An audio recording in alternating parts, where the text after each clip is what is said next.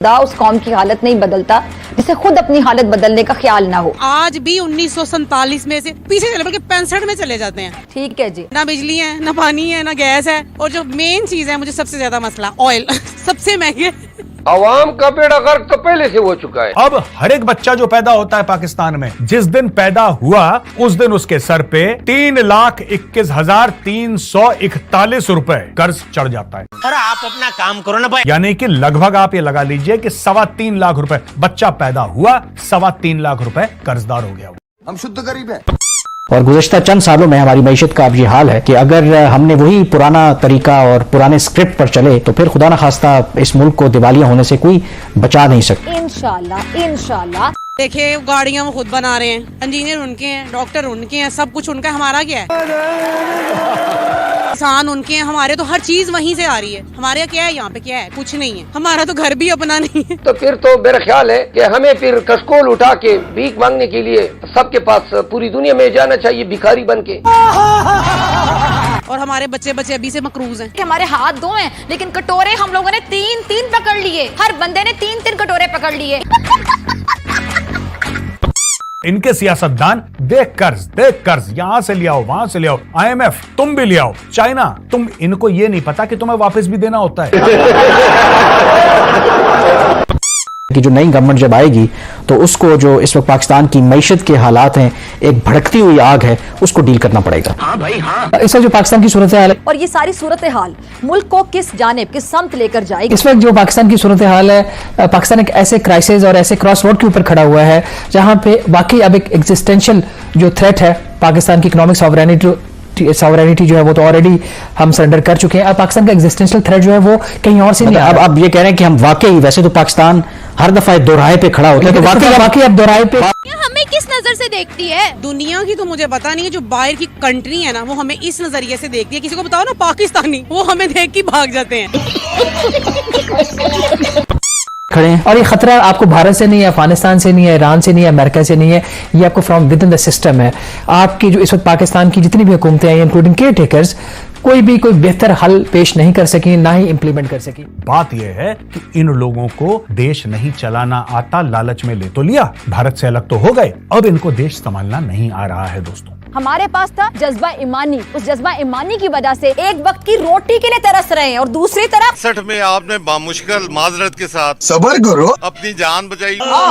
कारगिल में आपको पता है आपके साथ क्या हुआ है, मैं नहीं कहना चाहता। तो आप कौन सी जंग जीते हैं कश्मीर की? नमस्कार दोस्तों, स्वागत है आपका एक और नई वीडियो में। तो आज की वीडियो में हम देखेंगे कि चाइना की तरफ से जा रहा था एक जहाज पाकिस्तान, जिसको इंडियन नेवी ने लिया अपने कब्जे में। जब DRDO ने की चेकिंग तो निकला न्यूक्लियर मिसाइल बनाने का सामान। जब ये बात पाकिस्तान तक पहुंची, उनके पब्लिक तक पहुंची, तो उनके रिएक्शन इस पर क्या आते हैं, उनकी मीडिया इस पर क्या बोलती है, चलिए इस वीडियो को शुरू करते हैं। धन्यवाद। अब खबर ये है कि अभी भी आज के दौर में भी हम चाइना के साथ मिलकर कुछ एटॉमिक प्रोग्राम के ऊपर वर्क करना चाह रहे हैं। चाइना से एक शिपमेंट आ रही थी जो कि इंडिया ने मुंबई पोर्ट पे उसे रोका है उनकी एजेंसीज ने, जिसमें CNC मशीन थी जो कि एटॉमिक प्रोग्राम में यूज होती है मशीन्स। ईरान भी है ना हमारे साथ। हाँ। वो क्या किया उन्होंने लास्ट टाइम हमारे साथ? हो गया, वो इंडिया से बदतर किया उन्होंने तो अटैक किया। हमने तो अपने बच्चों को अब ये सिखाया कि इंडिया हमारा दुश्मन नहीं है। हमें कश्मीर के नगमे सुना के ना ऐसे हमारा माइंड सेट बना दिया। तो अब डिजिटल दौर है, अब बच्चों को पता है। हाँ। हमें जो सिखाया गया ना, ठीक है, कि बचपन से लेकर अब तक इंडिया हमारा दुश्मन है। इंडिया, मैं नहीं समझता इंडिया हमारा दुश्मन है। इंडियन मीडिया वो एक प्रोपेगेंडा मशीन है, और इसके कई बार हमने सबूत भी देखे हैं। जैसा कि आप जानते हैं कि जब ये 26 फरवरी हुई थी तो उसमें उन्होंने कहा कि जी हमने ड्रोन स्ट्राइक्स किए हैं और काफ़ी एक कंपाउंड उड़ाया है मिलिटेंट्स का। तो बाद में पता चला कि वो चंद हमारे दरख्त ही शहीद हुए थे। अगर पाकिस्तान इस किस्म के एडवांस टेक्नोलॉजी को इंपोर्ट करते हैं तो उसके लिए उनको अल्टरनेटिव रूट्स, ख़ास तौर पर अगर वो सिल्क रूट्स को शायरा है, कराकोरम स्पेसिफिकली, अगर उसको यूज़ करते हैं तो वो बेस्ट ऑप्शन है। फिर वो एयर रूट्स के जरिए भी इस किस्म के इंपॉर्टेंट चीज़ों को इंपोर्ट कर सकते हैं।